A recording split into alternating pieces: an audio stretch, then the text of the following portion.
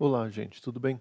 Ontem eu estava ensinando para vocês como baixar a imagem do Windows 11, criar um pendrive, e eu tinha colocado como Windows to Go, mas eu percebi que o pendrive, ele realmente é muito lento para isso.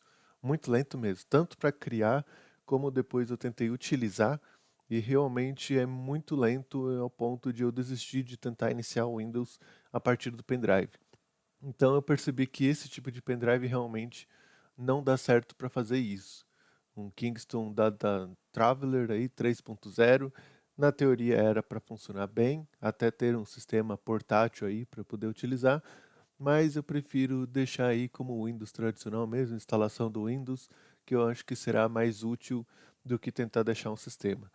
Tem já um outro pendrive aqui que depois eu vou tentar fazer um teste, que ele é mais rápido, mais ágil, mas vamos explicar aqui nesse vídeo como se fazer aqui a instalação normal, né? Vocês já viram lá que eu já postei um vídeo sobre como baixar automaticamente, que eu já tenho.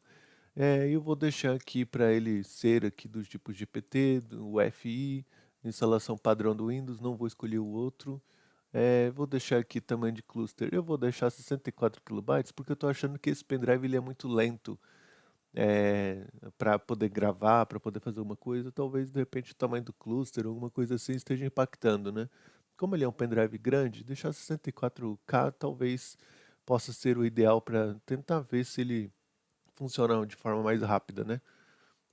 Mas enfim, aqui é um tamanho padrão é 4K, né? Mas a gente sabe que a célula NAND de repente pode ter um tamanho maior, menor, é, depende aí do fabricante. Deixa já 64K, vai gastar um pouco mais de espaço, mas garante que de repente um determinado arquivo que seja muito pequeno ocupe lá um determinado bloco e pule, né? Pule aí determinados blocos para outra área de repente útil.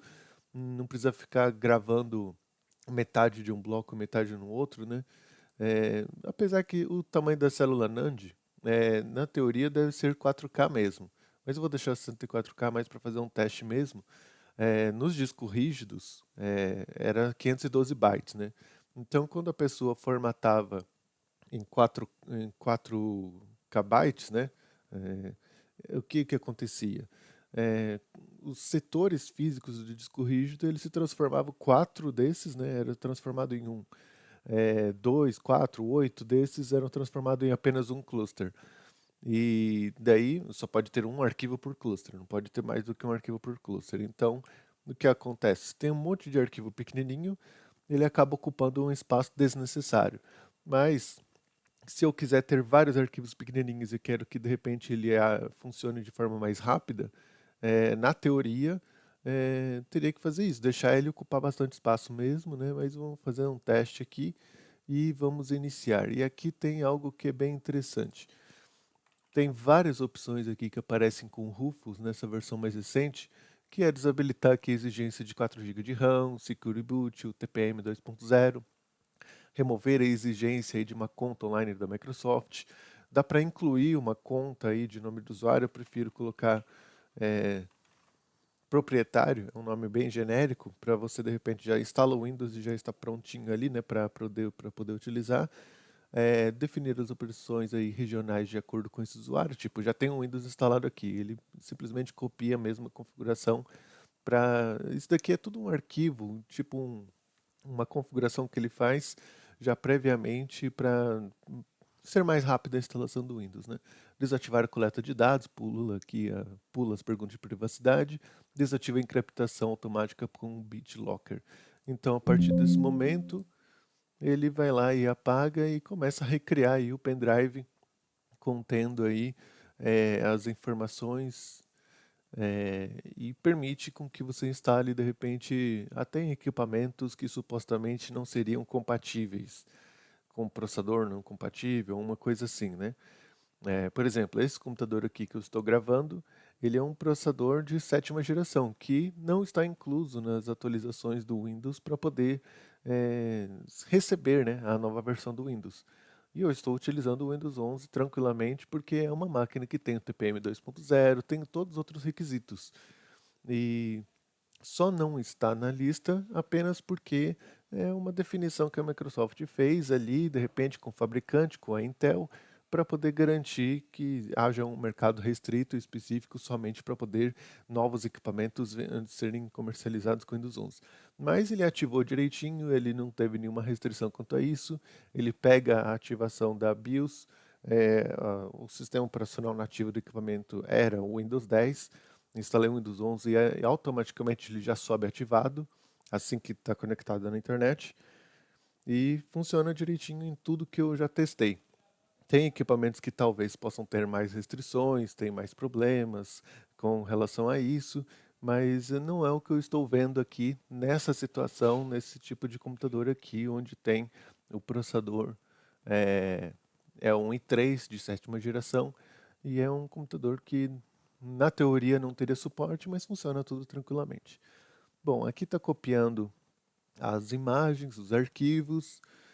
Depois disso, ele vira um pendrive aí pronto para poder fazer qualquer instalação do Windows 11, né, nos computadores. Lembrando que somente seria compatível com o esquema de partição GPT, sistema de destino aí UFI, não é compatível com aqueles sistemas operacionais mais antigos, baseados aí na BIOS legada e tudo mais, né? Tipo plataforma lá do Core 2 Duo, daí já não tem mais suporte, né? Infelizmente, não tem como ter. Porque daí já acaba ultrapassando um nível aí, né? Mas vários tipos de computadores aí que tem suporte UFI, provavelmente processadores aí, pelo menos sétima geração é tranquilo, né? Porque tem tudo UFI. Mas tendo UFI, provavelmente irá funcionar, porque a partir do momento que tem UFI, praticamente a programação dessa BIOS, do próprio sistema operacional, que vai controlar tudo que tem de acesso ao computador, ao hardware de fato, né? Quando você tem a BIOS, aquela antiga, né, o Legacy, né, é, praticamente o computador ele ficava dependendo muito da BIOS. E daí, tanto que atualmente, se você pega um disco rígido, uma imagem, troca de computador, coloca em outro computador, ela praticamente funciona quando tem o FI. Não tem mais aquele problema de dar tela azul e tudo mais. Geralmente funciona, mas não era assim na época quando você trocava placa-mãe ou coisas assim, na época onde não tinha o FI. Praticamente você colocava o disco rígido ou uma mídia em uma outra placa-mãe e pronto, bugava o Windows, dava tela azul e você não subia mais. E se você voltasse para o computador antigo, corria o risco de também não funcionar, né? Porque de repente ele fazia alguma alteração, algum ajuste e passava a ter problemas aí para poder operar. Bom, eu estou percebendo aqui que esse pendrive está lento para poder fazer essa gravação. Eu vou ficando por aqui, mas é isso para poder criar um pendrive aí de forma fácil, de forma completa, para que você possa instalar o Windows aí de forma que não tenha tantos problemas aí com relação à conta da Microsoft e tudo mais. É, e é isso. Espero que tenham gostado e até mais.